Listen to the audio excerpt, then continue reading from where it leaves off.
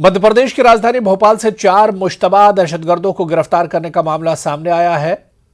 MP ATS के जरिए 6 दहशतगर्दों की भोपाल थाना ऐशबाग इलाके की फातिमा मस्जिद के पास वाकई घर से हुई है। एटीएस ने भारी मिकदार में धमाकाखेज मादे के साथ बिल्डिंग से मजहबी किताबें और लैपटॉप को भी जब्त किया है।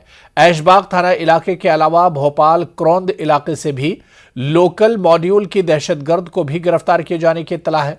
बताया जाता है कि दहशतगर्दों ने अपनी पनाहगाह के लिए भोपाल के ऐशबाग इलाके के एक घर को ठिकाना बनाया था। मध्य प्रदेश के उज्जैन, इंदौर, खंडवा में पहले भी सीमी दहशतगर्दों के मूवमेंट की इंटेलिजेंस एजेंसी को इत्तला मिली थी। एटीएस ने मुश्तबा दहशतगर्दों को गिरफ्तार करने के बाद घर को सील कर दिया है। पूरे मामले का खुलासा एटीएस की प्रेस कॉन्फ्रेंस के बाद ही हो सकेगा। एटीएस की कार्रवाई से मकामी लोगों में खौफ का माहौल है और वो कुछ भी बताने से घबरा रहे हैं। आप यहाँ क्या करते हैं? मैं खाना बनाता हूँ होटल। अच्छा, यहाँ किराए से रहते हैं? जी। क्या हुआ रात में यहाँ? साहब हम तो सो रहे थे रात में। जी जी 3 बजे आए थे पुलिस वाले जी। उसके बाद यहाँ वो गेट कटा जी। हमारा भी गेट तोड़ दिया जी। घर में घुसे थे हम। कब से रह रहे थे इसमें? कौन लोग रहते थे? अब कितने महीने हुए बाजी को मालूम है, जरा मकान मालिक को। जरा खोलिए इसका कमरे। सील लगा हुआ ये बंद एक सील तो लगी नहीं रही। नहीं, अंदर से है जरा। अच्छा, इसके अंदर एक और वो है क्या? जी जी एक और रेट है। हाँ जी। ये वाला खोल रहे इसमें रहते थे? क्या नाम है आपका? मोहम्मद निसार। क्या काम करते हैं आप? मैं ठेला लगाता हूँ। क्या हुआ है यहाँ रात को? रात अब तो हमको तो उठाया था साहब, हमको नींद नहीं खुली थी, उन्हें उठाया था तो फिर उन्हें कितने लोग थे? कितने लोग आए थे? अरे मालूम हमें नहीं। नहीं मालूम। अच्छा, ये ऊपर जो 2 लड़के रहते थे इनके बारे में कोई हमें ये जानकारी? भी नहीं कुछ नहीं मालूम। मालूम। आप कब शिफ्ट हुए इस मकान में? अभी 15 दिन हो गए हमें। क्या काम करते हैं आप? फ्रूट ठेला लगाता हूँ फ्रूट। अच्छा अच्छा। ये माता जी का कभी- क्या नाम है जिनसे आपने किराए पे नहीं, लिए? नहीं मालूम है। अभी आप खाला जान के नाम से जानते हम तो। पाकिस्तान में शिया फिरके पर हो रहे हमलों के खिलाफ हिंदुस्तान में एहतजाज किया गया। यह एहतजाज दिल्ली के जंतर मंतर पर किया गया और इमरान हुकूमत की जमकर तनकीद की गई। साथ ही एहतजाजी मुजाहिरीन ने इल्ज़ाम आयद किया कि पाकिस्तानी हुकूमत दहशतगर्द तंजीमों के खिलाफ कार्रवाई नहीं कर रही है। इतना ही नहीं, मुजाहिरीन ने सऊदी हुकूमत को भी आड़े हाथों लिया। वाज़ेह है कि गुज़िश्ता दिनों पेशावर में जुमे की नमाज के दौरान खुदकुश हमले में 60 से ज़ायद लोग शहीद हो गए थे।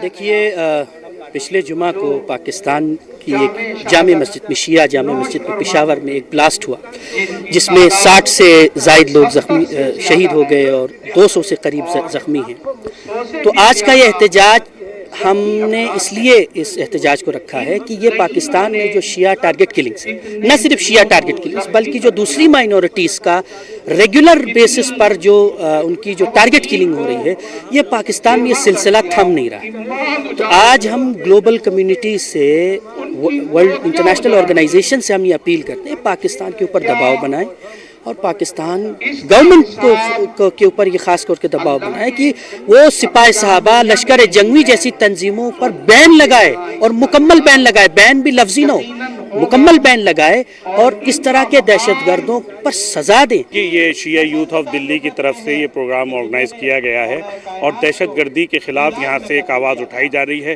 पाकिस्तान के पेशावर में जिस तरीके से मस्जिद में अटैक करके 60 लोगों को मार दिया गया, हम उसका विरोध करते हैं।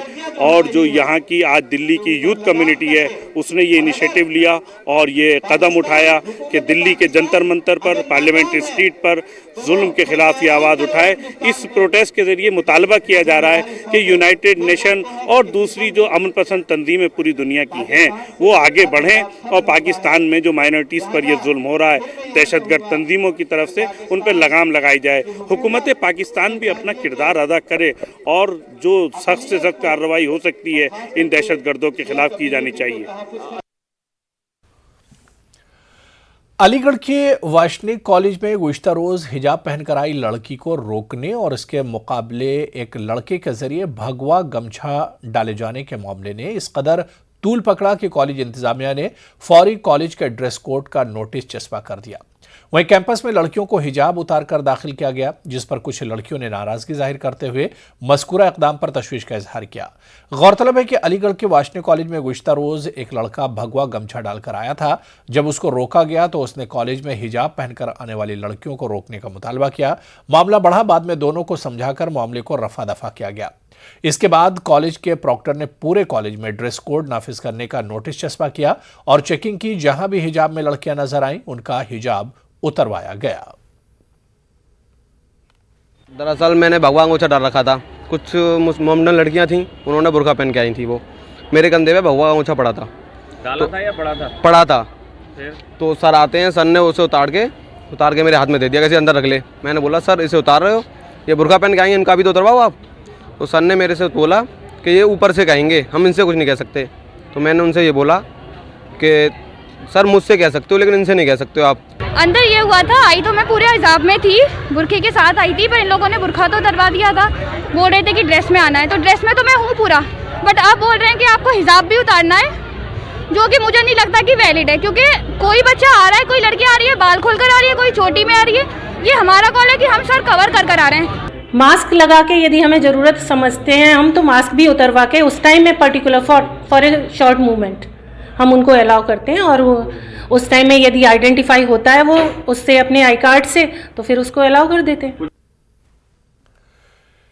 हिजाब ख़वातीन की खूबसूरती है, हिजाब ख़वातीन के लिए रहमत है न कि जहमत। बेंगलुरु में इंटरनेशनल स्कूल के सालाना जलसे में मारूफ आलिम दीन मौलाना मकसूद इमरान रशादी ने इन ख्यालात का इजहार किया। बेंगलुरु के गुलिस्तान शादी महल में मुनक्किदा तकरीब में मौलाना ने कहा कि हिजाब पर्दे के सिलसिले में उलमाए कराम में किसी भी तरह का इख्तलाफ नहीं है। स्कूल के नुमाइंदों ने कहा कि दीनी और दुनियावी तालीम को एक साथ फराहम करने के लिए साल 2011 में इदारा कायम किया गया। आज बड़ी तादाद में तलबा ज़ेवर तालीम से आरास्ता हो रहे हैं।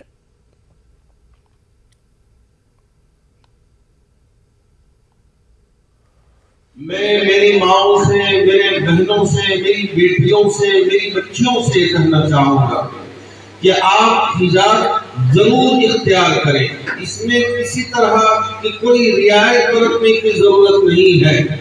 आप दुनिया को बता दें कि ये हमारी खूबसूरती है। तो साथ में दीनियात लाने का मकसद ये है कि बच्चों के अंदर अखलाक आ जाए, दीनी माहौल आ जाए। अगर अखलाक नहीं है, डिसिप्लिन नहीं है, दीन की समझ नहीं है, तो इल्म बेकार है।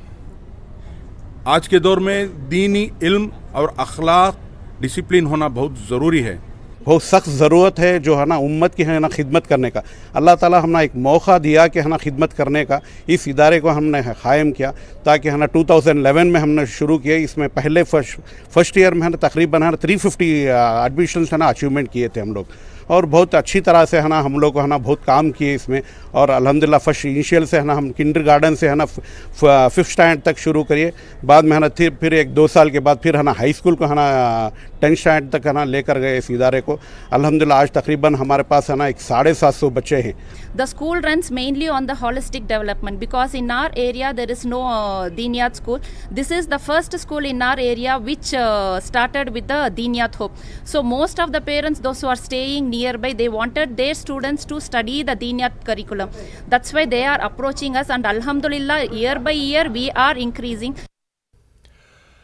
मुमताज शायर मुनव्वर राना की मुश्किलात को देखते हुए मशहूर शायर मंजर भोपाली ने इन्हें भोपाल आने की दावत दी है।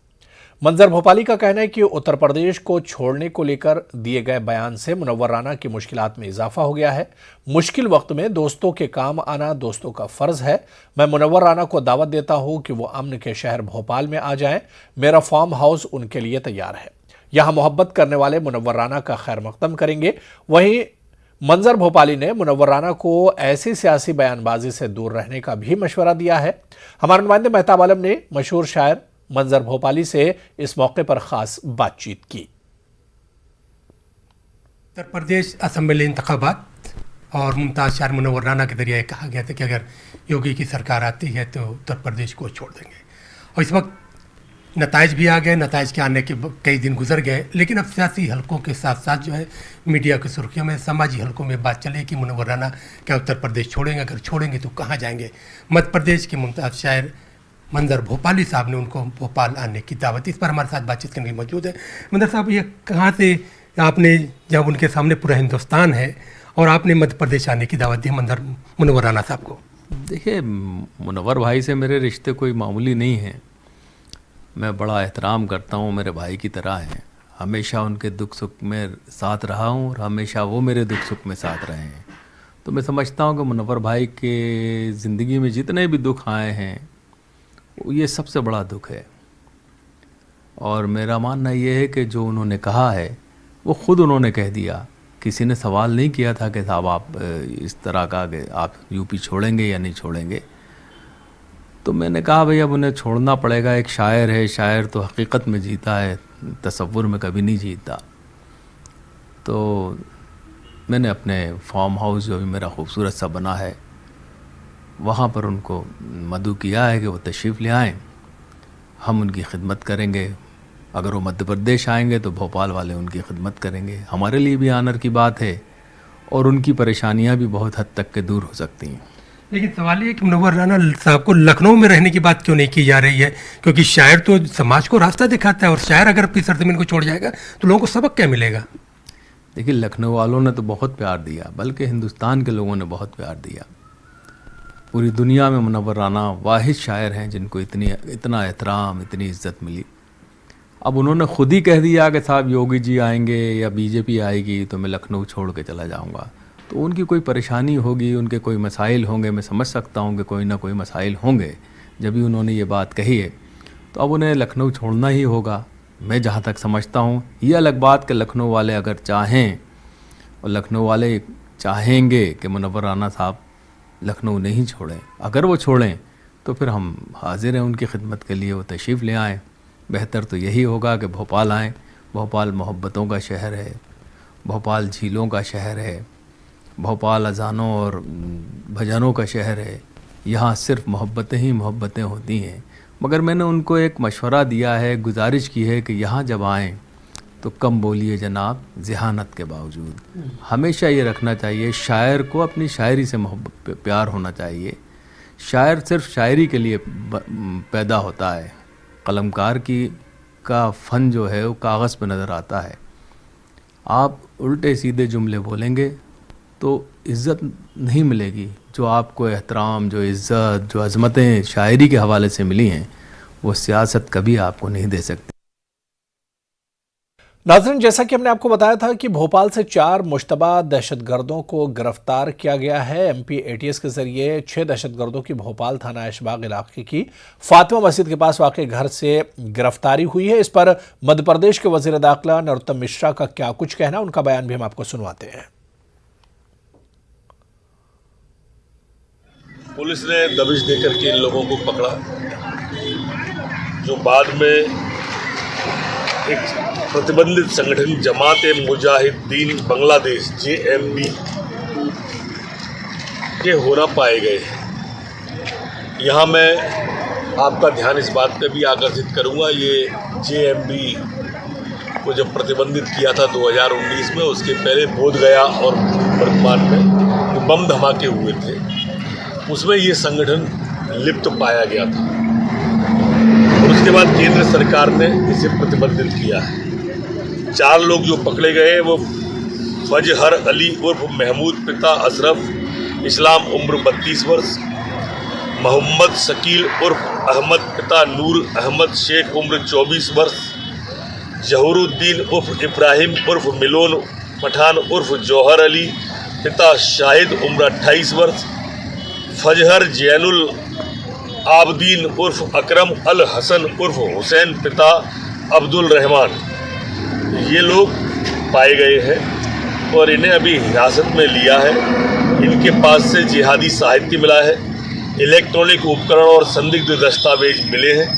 प्रारंभिक जांच प्रारंभ कर दी गई है। चलिए यहां पर रुकेंगे फिलहाल छोटे से ब्रेक के लिए।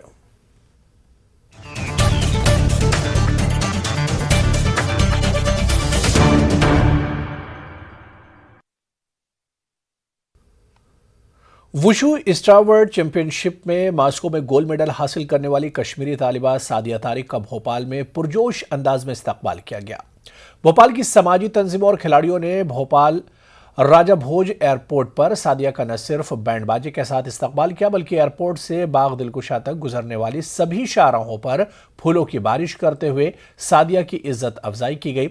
इस पर सादिया ने खुशी जाहिर की। सादिया का कहना है कि भोपाल स्पोर्ट्स साई एकेडमी से खेलना इनका ख्वाब था और अब अल्लाह के फजल से यह मकाम आया है कि इन्हें ट्रायल्स के लिए भोपाल मदऊ किया गया है।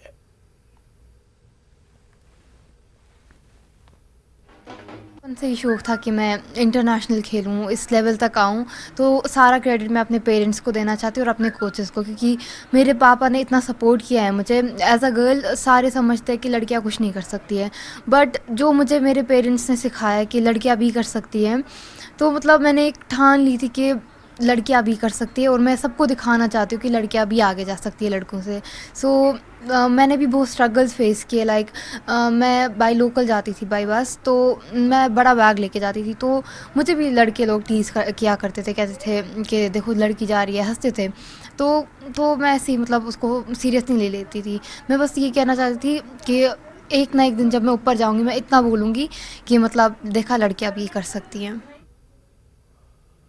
तेलंगाना हुकूमत ने मुख्तलिफ महकमों में खाली असामियों की भर्ती का ऐलान किया है। TRS से MLC भानु प्रसाद ने कहा कि बहुत जल्द खाली असामियों पर भर्तियां होंगी। उर्दू टीचर्स की असामियों पर भी भर्तियां होंगी।